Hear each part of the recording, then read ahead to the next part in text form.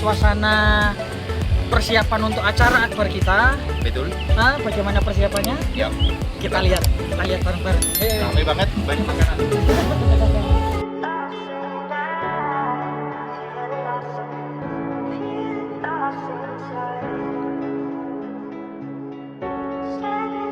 CSNet ini kita juga memiliki ekosistem lain ya selain internet ya.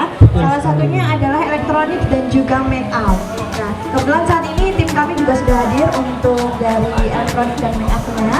Barangkali Bapak Ibu sekalian berminat dengan make up dan juga barang elektroniknya bisa menghubungi kami juga.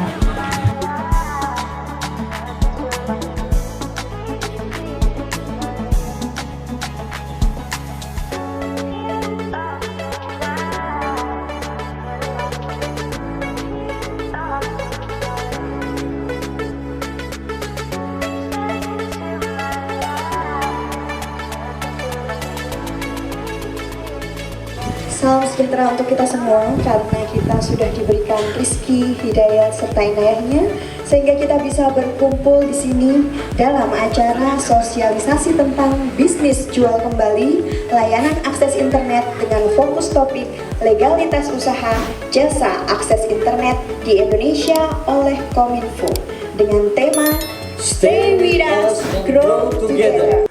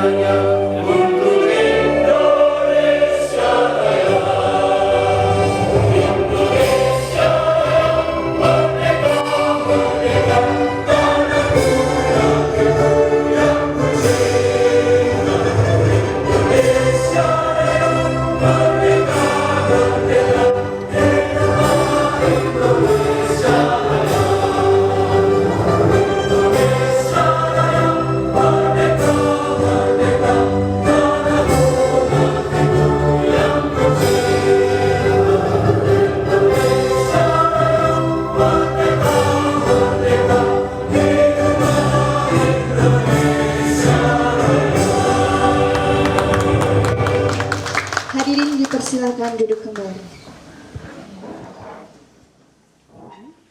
Dan juga saya ucapkan selamat datang untuk Bapak Febran Suryawan selaku analis kebijakan ahli muda Ditdal PPI. Kemudian Bapak Luki Deliawan selaku staf. Kemudian Bapak Barokat Zainul Alam selaku staf. Bapak Rizky Nuryandi selaku staf. Dan juga saya ucapkan selamat datang untuk Direktur PT Cahaya Solution International, Bapak Yuwono Cahyadi, selamat datang. Untuk memulai acara ini, saya berharap untuk bapak-bapak, mas-masnya juga nanti juga tidak malu bertanya ketika ada sesi tanya jawabnya, karena berharap bersama-sama kita menuju profesional dengan cara yang benar.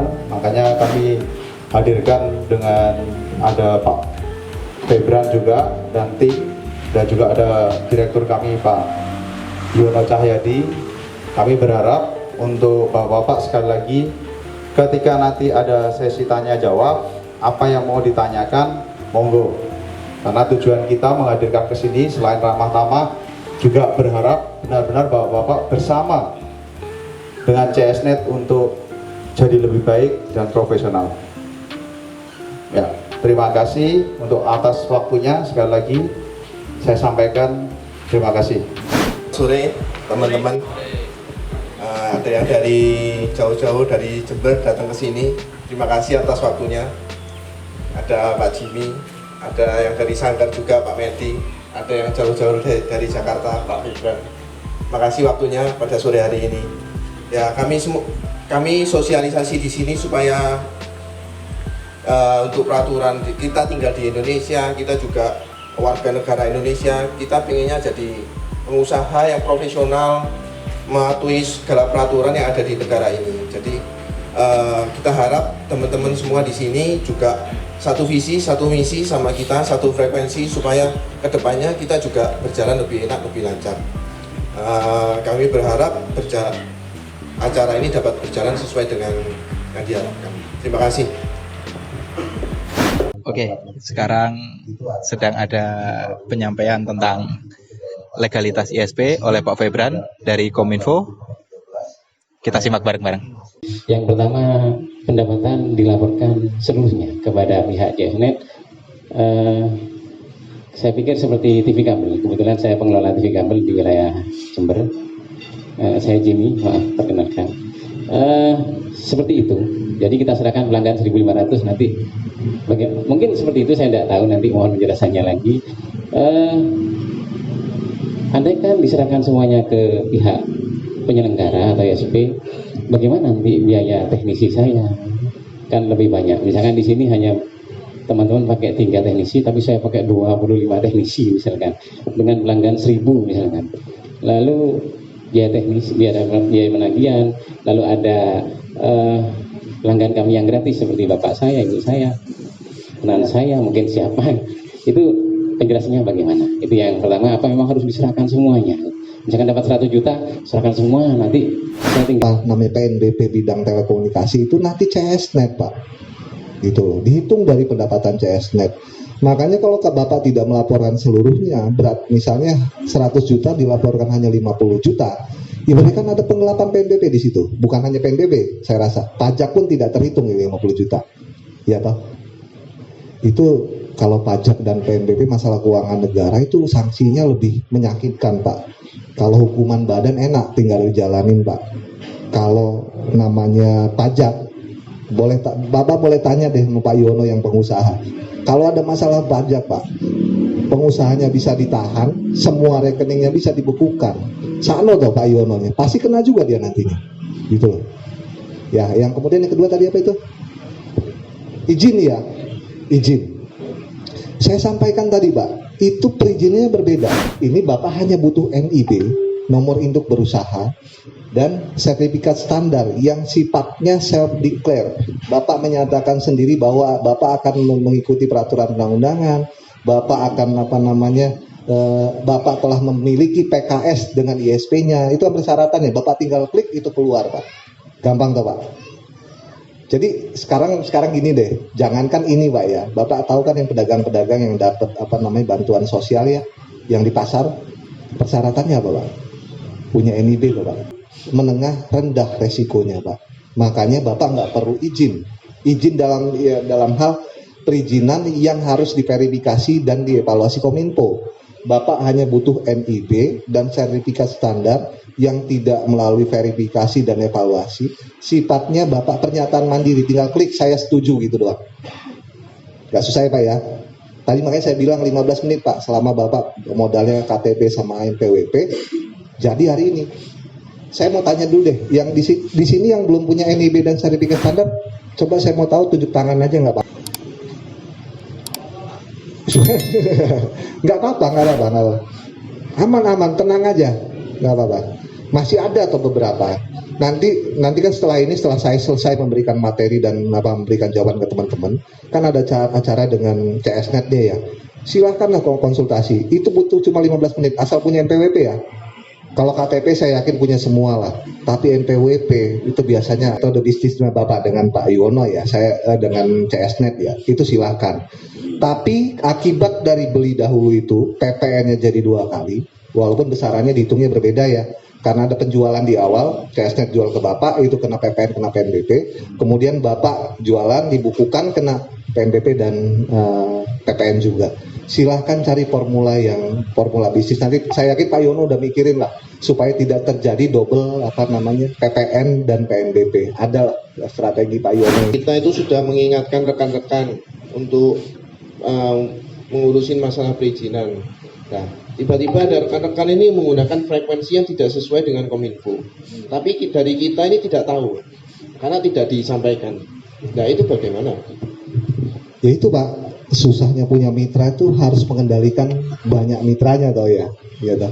Ya biasanya sih Balmon itu akan tanya nih, kalau kena misalnya frekuensi Pak ya, ditanya, Anda siapa? Anda jualan apa? Jualan internet? Atas nama siapa? Saya sendiri, saya mitranya si CSNet. Pasti Pak, Bapak juga dipanggil oleh Balmon untuk klarifikasi, untuk masalah pelanggaran frekuensi. Iya, kalau dalam hukum pidana Pak, ya, jangan sampai ke pidananya ya. Kalau dalam hal hukum pidana, mungkin saja CSNet bisa lepas dari ancaman pidananya karena dianggap nggak tahu gitu ya. Tapi kalau CSNet sudah tahu tapi tetap membiarkan, ya pasti kena kesalahan frekuensi. Dendanya sih belum keluar ininya peraturan pemerintahnya ya. Kalau sudah keluar, bapak-bapak bisa didenda plus tapi jadinya nanti jadi pelanggan CSNet, Bapak jadi ke komisi aja, terserah, itu pilihan. Jadi pada intinya kita bisa ya menerbitkan invoice atas nama usaha kita sendiri. Bisa kan tadi saya yang saya paparkan bisa. Ada jasa jual kembali telekomunikasi, NIP dan sertifikat standar. Itu fungsinya kan juga untuk perpajakan juga, Mbak. Jadi seandainya nanti menggunakan NIP-nya Pak siapa namanya? Agil, nanti yang penting kan perpajakannya distorkan. Intinya itu aja sih. Sama tadi kalau misalnya menggunakan mau ngeluarin invoice, di bawahnya kan kasihin logo powered by atau mungkin support by CSNet gitu aja sih. Namanya masuk tempat orang, itu kan tiang kan punya PLN Pak ya, izin dulu Mbak gitu loh. Ya kalau nggak izin ya terserah mereka mau mutus mau apa ya, Bapak nggak bisa komplain Pak. Makasih Pak. Ya, terima kasih. Kan juga terjadi sharing tadi Pak ya, harus laporan berapa dan sebagainya. Terus agar tidak ada double counting BPN Pak ya, itu kayak gimana? Itu kan akhirnya Undang-Undang 36 itu untuk mengakhiri monopoli Telkom sebagai penyedia telekomunikasi di Indonesia Pak. Jadi begitu terbit Undang-Undang 36 tentang telekomunikasi, mekanismenya diserahkan pada pasar. Jadi teman-teman ini dapat bandwidth bukan hanya dari Telkom loh Pak. Bisa banyak, bisa Moratel, bisa Napinfo, bisa Indosat, bisa Bisnet, masih banyak lagi ya Pak ya. Bisa Fiberstar, semakin banyak Pak sekarang pilihan. Memang iya Telkom harganya mahal, tapi kalau pakai Telkom dia pasti nggak masuk. Saya yakin nggak masuk itulah. Cuma kan masih ada pilihan lain. Jadi bukan pemerintah sekarang itu membebaskan kan Pak sebenarnya orang berusaha. Sehingga orang-orang yang bermodal bentuk perusahaan, bukan hanya perusahaan ISP, bahkan perusahaan NAP pun yang connect ke luar negeri yang tadinya hanya Telkom, sekarang sudah banyak Pak. Sudah banyak sekali pilihan. Harga, makanya kalau Bapak perhatikan ya, harga internet Indonesia itu makin lama makin murah Pak. Bandwidth itu makin lama makin nggak ada harganya. Coba aja lihat perbandingnya, lihat harga kalau yang real bisa dilihat benar-benar itu harga paket data di seluler. Ya makin jeblok kan Pak? Makin murah sekali. Kenapa? Karena semuanya sudah banyak pilihan, tidak ada monopoli lagi dari satu perusahaan. Telkom pun sebenarnya Pak, Telkom itu memang ada saham negara di situ, tapi itu adalah perusahaan terbuka Pak. Sahamnya negara memang punya mayoritas ya, tapi ada sebagian itu diserahkan pada publik gitu loh. Jadi Bapak juga bisa jadi pemegang saham Telkom kok, asal punya akun di bursa saham, beli aja satu lot itu sekarang mungkin 50 lembar Pak ya sekarang, 100 lembar. Ya bisa jadi pemegang sahamnya gitu loh. Jadi nggak seperti itu lagi lah. Kemudian yang tadi apa lagi ya Pak? Oh pendampingan Pak, NIB itu sudah mudah sekali loh Pak. Jadi jangan dibayangkan Bapak ngurus NIB ini Bapak harus datang ke RT, RW, kemudian kelurahan, kecamatan, enggak Pak. Online Pak. Bapak dari rumah buka laptop oss.go.id, daftar di situ wis dadi Pak. Hanya modal KTP dan NPWP tok Pak. Jadi pemerintah pusat sekarang benar dari yang disampaikan Pak Jokowi sudah mempermudah. Kalau tadinya perizinan harus melalui banyak pintu, Bapak harus ketemu A, B, C, D. Sekarang enggak Pak. Bahkan kita di perizinan menerima telepon dari pengaju izin pun enggak mau sekarang Pak. Karena kita dipantau Pak, karena semuanya online, sistem, lognya ada. Anda memproses ini dalam waktu berapa lama? Bahkan di perizinan kita itu sudah ISO Pak. Lebih dari sekian menit, sekian jam, ya pasti sudah kena warning dari atasannya Pak. Jadi tenang aja Pak. Kalau pemerintah pusat nggak ini lagi lah, semua perizinan online Pak. Mungkin Pak Yono bisa nambahkan yang tadi. Ya, kita pun berkumpul di sini supaya bisa satu frekuensi sama satu visi untuk menyelesaikan masalah perizinan ini. Kalau misalnya memang mitra-mitra di sini memang ada kemauan seperti itu, dari kita pasti sangat terbuka untuk membantu teman-teman supaya bisa mendapatkan izin dan legalitas sesuai peraturan yang berlaku. Ini adalah bentuk ucapan terima kasih kami karena sudah meluangkan waktu untuk memberikan sosialisasi kepada CSNet dan juga Pak Garuda.